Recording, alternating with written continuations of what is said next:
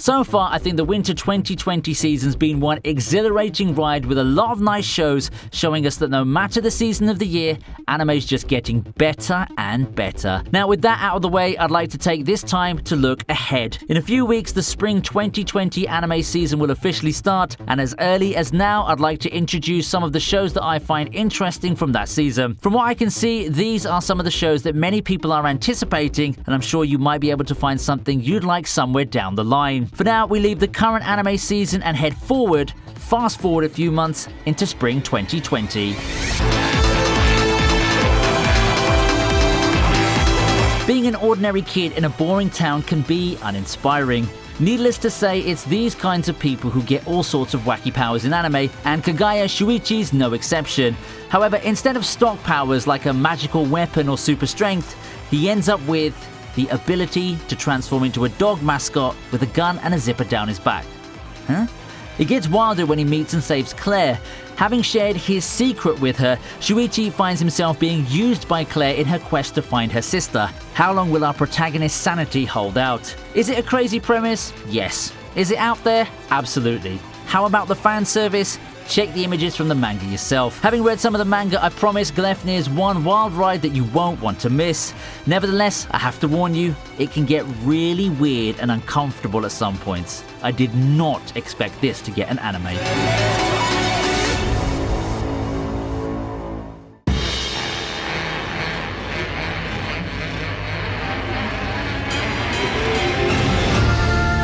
Appare Ranman sees the awkward Sorano Appare and samurai Ishiki Kosame teaming up. Broke and trapped in America, the two enter the Trans-America Wild Race. With nothing to lose, they rush through America in their steam-powered car, enticed by the prize money that's promised to the winner of the race. Going from LA to New York may seem impossible, but when geniuses team up, nothing, not bandits, rivals, or challenges the unforgiving land of America can throw at them, can stop them. With Appare Ranman being an anime original project, we can only wait and see if PA Works will knock it out of the park. From the trailer, the series seems fun and crazy, and I think this could be the sleeper hit of the season. Took them long enough to animate Steel Ball Run.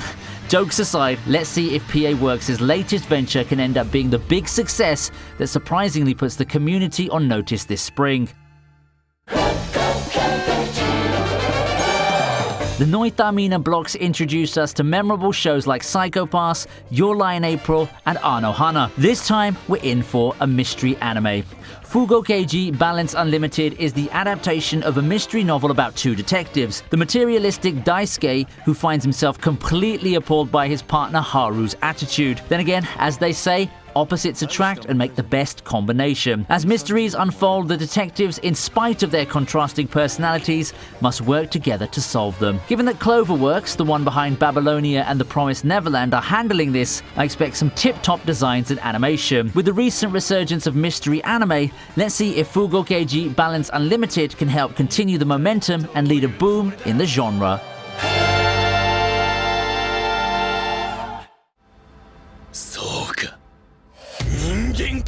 Famous for their signature art style and stories that are crazy in a fun way, Studio Trigger looks to once again make their presence felt with BNA. BNA Brand New Animals is set in a world of humanoid animals. Michiru turns into a tanuki one day, and she makes her way to Anima City. Meeting and teaming up with Ogami Shiro, Michiru starts her journey to make sense of her transformation and get to the bottom of everything. With the recent Beastars and Dorohedoro being hits, I can kind of see why Trigger would go for something like this. I mean, overall it looks interesting. We can only wait and see what wackiness Trigger has in store for us this time around. Let me say that it's also from the guys behind Little Witch Academia and Kill La Kill. Given how well those shows turned out, expectations are high for BNA. Will Trigger save anime once again? There's only one way to find out.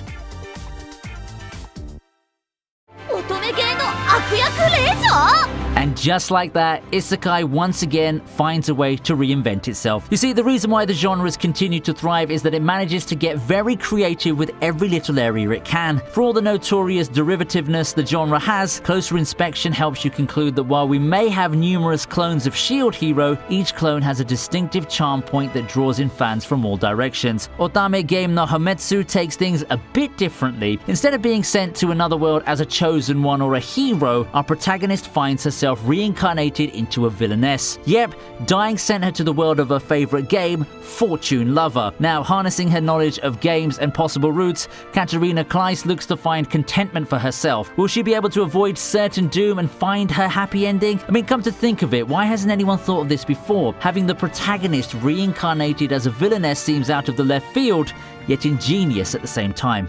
I'm very excited to see how this one goes.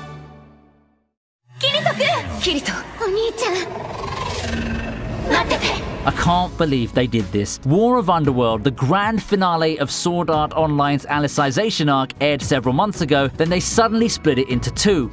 Yep, the split core got divided into an extra split core, leaving us with another cliffhanger during the Christmas season. Amazing. This time, the billing of this batch being the grand finale is no joke, just like the rest of the war. After dazzling us with their creative abilities and featured fights, most of the Integrity Knights now take a back seat as the OG crew come in. Prepare to see more of Asuna, Leafa, Sinon, and the rest of the gang in action as they race against time to save Kirito and fend off the forces of the Dark Territory.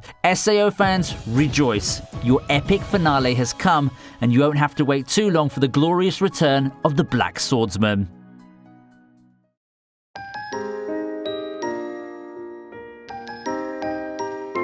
Which timeline are we living in with Snafu getting a third season? I guess it's the best timeline for anime fans, really. After several years, we finally get the continuation of the ever-popular school series. Not with an OVA, not with a movie, a full season. Yeah, it came out of nowhere, but I guess the Snafu Dakimakuras that just got released a year ago managed to fund season 3. Of course, I'm kidding, and that's not the whole picture really, is it? With the light novel concluding a while back, fans who once only hoped they would get a full adaptation of the story in anime form should be ecstatic, as it looks like we're headed into that direction. Those who grew up loving Hachiman, Yukino, Yui, and the rest of the squad will be in for a treat, as the third season of Snafu promises even more twists and developments with the characters' relationships. Hachiman's coming-of-age story from his Season 1 form looks to continue, and we all eagerly await the next chapters of his and the rest of the gang's lives. If you've been watching my recent videos, it's no surprise that I'm a big fan of Kaguya-sama Love is War. A fun and extremely entertaining series given the unique, simple premise, it was one of the most popular shows of the past year. Looks like the anime gods have given us all a gift in advance with the announcement of the second season of the hit romantic comedy. It's a good thing they didn't pull an Attack on Titan and make us wait half a decade before the inevitable sequel. We won't have to wait that long to see more of Kaguya, Mayuki, and Chika. The hilarious misadventures of the trio continue. Will we finally see a confession and a victor in the crazy war of love? You just have to wait and see.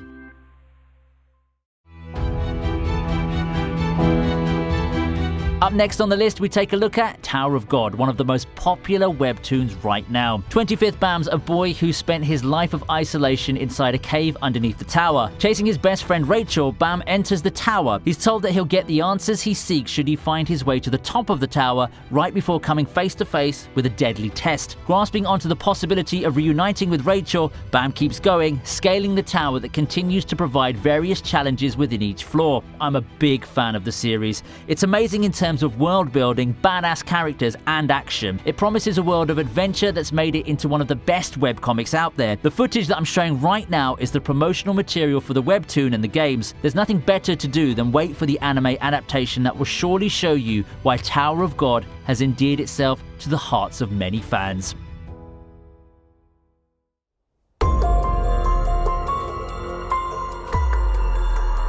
The suffering continues, and Subaru is back at it with his dark misadventures in another world. Back in 2016, Re:Zero was the biggest hit in town, capturing the hearts of many as one of the darker and more cynical isekai series that took the world by storm. To this day, I still think it's arguably one of the best isekai series that's reached the mainstream. I think the first season left off in a pretty decent place, but we all agree that the story must continue in some form. This season, Subaru's fight remains unfinished as more members of the Sin Archbishops lurk in the horizon. Recruiting the help of the newfound allies from the fight battle against Betelgeuse, Subaru and Emilia prepare to fight the next major battle in their journey. Wait, did I just go without mentioning Rem, the most popular character and everyone's waifu half a decade ago? Well, you gotta watch the second season, and maybe the memes and jokes from several years ago will finally make sense.